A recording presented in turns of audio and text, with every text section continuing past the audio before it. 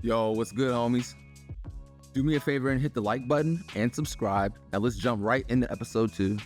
We open this week's episode right where we left off last week. Lazaro has Duke and Jay at gunpoint, but after a brief conversation, cooler heads prevail and Duke discovers that Simeon had been working with the police after accessing his phone.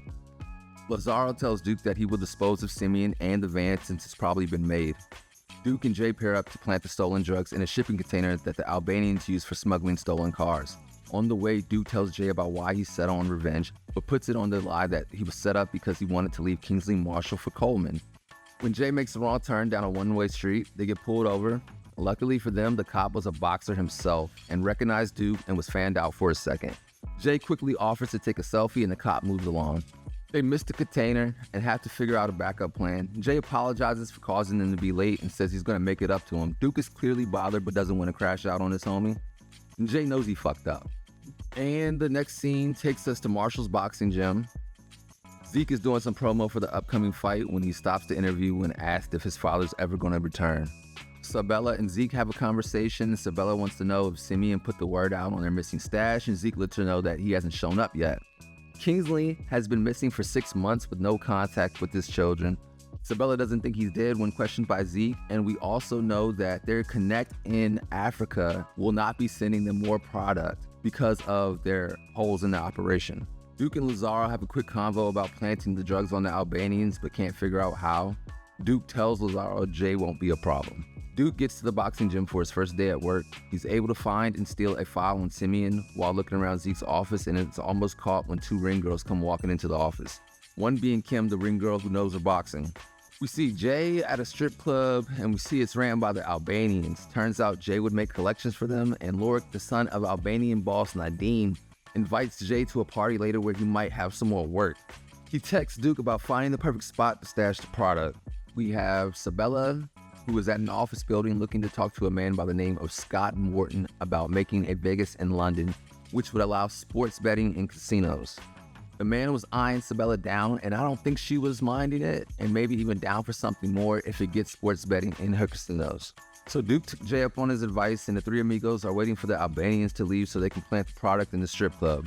As the 3 of them head into the office, they realize that there is a person still inside the club. The man bends the corner and sees the 3 masked men. It's Lorik. He throws a bowl of rice and takes off running. Lorik cuts the lights and music back on and jumps out with a machete of some sort, and because the 3 of them were wearing masks, we don't know who's he fighting at first, but it turns out to be Lazaro, who quickly disarms the man and drives a knife through his chest. Duke has an idea to make it look like the Russians did it, so he leaves a message on Lorik's body. Duke wakes up the next morning overhearing a conversation his father was having about getting Duke back in the ring. 15 million quid to knock out some American reality star. Duke says he doesn't care about boxing and has bigger plans. His father doesn't care what he does, he just needs to find something that he loves. Later on, we see Joy arriving at home. She asks her driver, formerly Kingsley's driver, if Kingsley had mentioned anything about where he was going. He tells her no, and when told he can take the rest of the day off, he says that he has to keep an eye on her. Joy tells him to leave a second time, and he does so reluctantly. Now we know why Joy sent her driver home, because the next scene is her and Duke meeting up at the bowling alley. He tries telling her it wasn't what it looked like when she saw him talking to Kim at the boxing gym. Joy tells him that she doesn't care what he does and he can do whatever he likes. Then Duke lies again when Joy asked if Kingsley found out about them 8 years ago. So Duke is lying to his best friend Jay and the woman he claims to love, Joy. And there's a very simple explanation. He's lying to the people he cares about. It's because deep down, he knows that this is his fault. Duke is feeling guilty and ashamed, and if his father ever finds out, that conversation isn't going to be good. Joy and Duke end their conversation early when she gets a text from Sabella and has to go. At the casino, Sabella tells Zeke that the Albanians want a meeting after telling the marshals that part of their stolen load was with Lorik. Zeke wants to kill someone, but Sabella wants to take a calmer approach. Joy interrupts their conversation, and her and Sabella have a sit down. Here we find out that Sabella is the one who has been having her washed, or protected as Sabella puts it. Now, this conversation between these 2 women isn't a pleasant one. Sabella clearly doesn't like Joy, and Joy thinks it's because it's not easy having a stepmom the same age, but at some point she has to get over it. I don't think so. But apparently Sabella isn't concerned about her age, even calling her dumber than she realized for thinking so. Now, I don't know if Sabella has any training under her belt, but I know Joyce can fight, so it's only a matter of time before this situation pops off. As Sabella continues on, she basically explains she doesn't like her because Sabella thinks of Joy as a leech, someone who leeches off her father by lying on her back. Finally, Joy chimes in, explaining the difference between a mother and a child, and letting her know that she basically, in so many words, doesn't give a fuck about what she's talking about. Their conversation ends with Joy asking Sabella where is Kingsley, and she simply responds with he is where he is, and the driver, whose name is Langston, continues to watch over Joy. Sabella then threatens her with telling Kingsley, I guess, if she continues to send the driver away. I don't know, it's not very clear. Now it's fight night, and Zeke's fighter's looking like a bum. He's fighting a better boxer, and it's not going well for the fighter or Zeke, who is ringside trying to get more fights for Marshall Promotions. Zeke is talking up a big game, but his guy gets knocked to the canvas. While this was going on, Duke was ringside picking up on little things. He first noticed Zeke and the look he was giving to the ref. He noticed the ref's slow count when Zeke's fighter was knocked down, and the ref even telling Zeke's guy to keep his hands up. Duke realized the fix was in. At the bell, Duke hops up in the corner and gives the fighter some tips on how to get the DQ, which he does and gets the automatic win. After the fight, Zeke finds Duke and he thanks him for his help. Duke tells him that he knew the fight was fixed and told Zeke he could be of more help if he needed.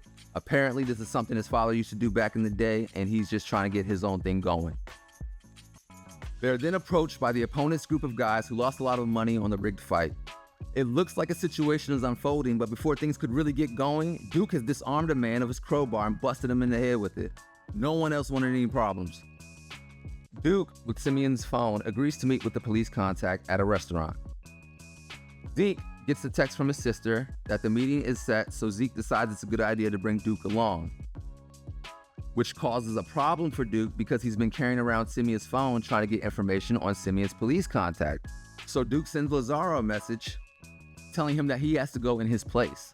At the meeting, the Albanians roll out the body of Lorik and they claim they are being set up by the Russians. Sabella asks for proof and Nadim opens Lorik's mouth to show his tongue had been cut out.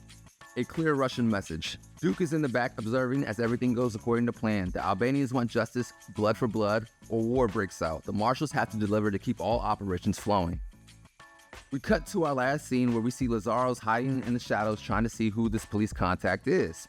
And to our surprise, it's Kim, the chatty ring girl who knows her boxing. She sends a text to Simeon's phone before heading inside the restaurant and the camera cuts to black. So Kim is an undercover cop. I didn't see that coming, but it makes sense, I guess, that there would be some type of law enforcement somewhere in the story. And it also makes sense why she's been wrapping up Duke every time she sees him, right? Recently released felon back in the fold of the Marshall crime family. So, before I bounce out, please do the homie a favor by liking the video, subscribe to the channel, and leave a comment and tell me where do you think Kingsley Marshall is. Alright homies, that's it for this video. Be safe and peace out.